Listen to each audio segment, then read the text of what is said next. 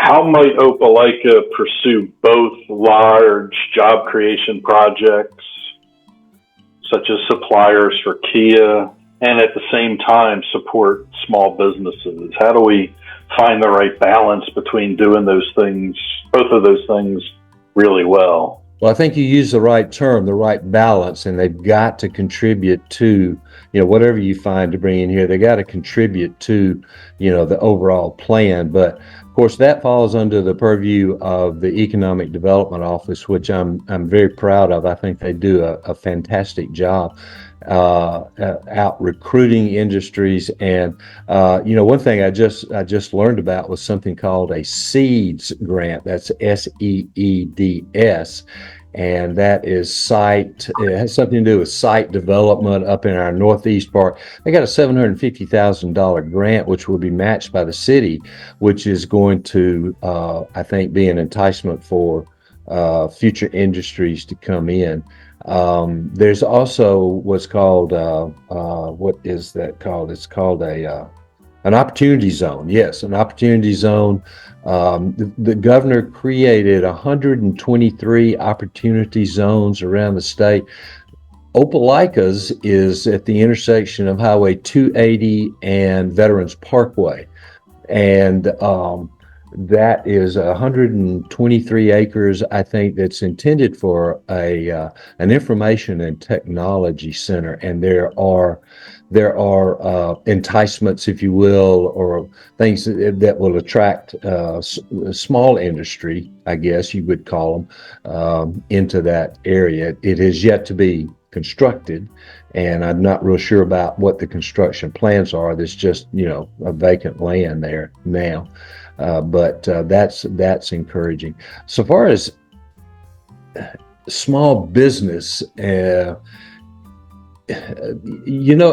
a hard question for me to answer right now. As a matter of fact, I'll just admit I don't have an answer for that right yet. But I know we do have Opelika Main Street, which is tasked. Their mission is to preserve and encourage growth in our historic downtown. That's Main Street. You've also got the Chamber of Commerce that their focus is on small business. And somewhere along the line, I heard the term, would there be the possibility of startup monies for small businesses? And I quite honestly just do not know the answer to that. But in downtown, our historic downtown, you will from time to time see empty storefronts. And so you've got, I think these two organizations do look at infill, if you will, to use that term, for things that can go into these empty storefronts. And particularly down there, just past Jefferson's, that whole area down there, I can't give you details on the plan, but I've seen signs, and I think there is a plan to invigorate, if you will, that area of downtown as well. And you gotta just kind of you got to keep in mind our heritage, which is as a railroad town, and bring that into play as well. So I hope that answered that question. Yeah, and I think small businesses going out of business is just a fact of life. They're not all going to survive. Yeah, I do think there's a perception among some small business people that we roll out the red carpet and throw all sorts of incentives when somebody wants to come in with a factory that's going to employ 100 people, and maybe existing small businesses don't get the same level of love and consideration in terms of some financial benefits. I would not disagree with that. I can see that. And I think we just need to probably sit down and talk with Main Street, talk with the Chamber, and see what we can do to just,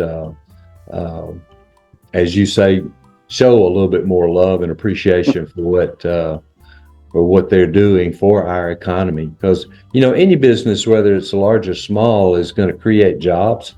And when you have jobs, that just enhances the quality of life that we have in this town.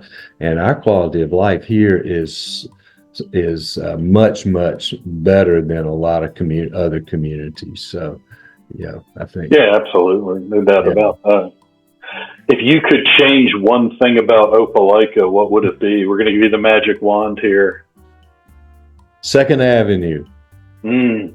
Second Avenue between, I don't know, 7 and 8:30 is just a traffic jam, and between 4:30 and 5:30 or 6, people going the other way. I'd change that. And a lot of times, if you are not at a stop sign, you want to make a left turn, at one of those times, it's tough. So there has been talk for a long time of looking at, Second Avenue and First Avenue. Second Avenue being one way, First Avenue being the other way. That would be an incredibly challenging project. Yeah, there's no question about it. For sure. But then there may be ways that you can put another lane in Second Avenue. I don't know. You have to talk to engineering about that, but another lane in there. And as we have seen in some big cities, that you have a light up there, and it's either a green arrow or a red X, just depending on what time of day it is and what's the traffic patterns in there.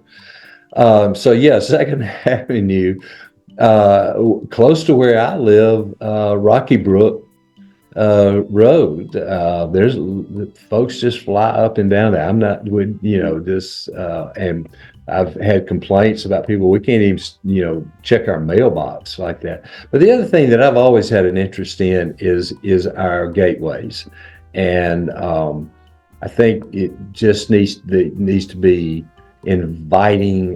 There are certain areas that do have nice looking gateways, but I'd like to see us do more with that and make them more appealing. Is even if you're just stopping in Opelika on your way to Atlanta or Montgomery or the beach or whatever, and just kind of draws you in to it.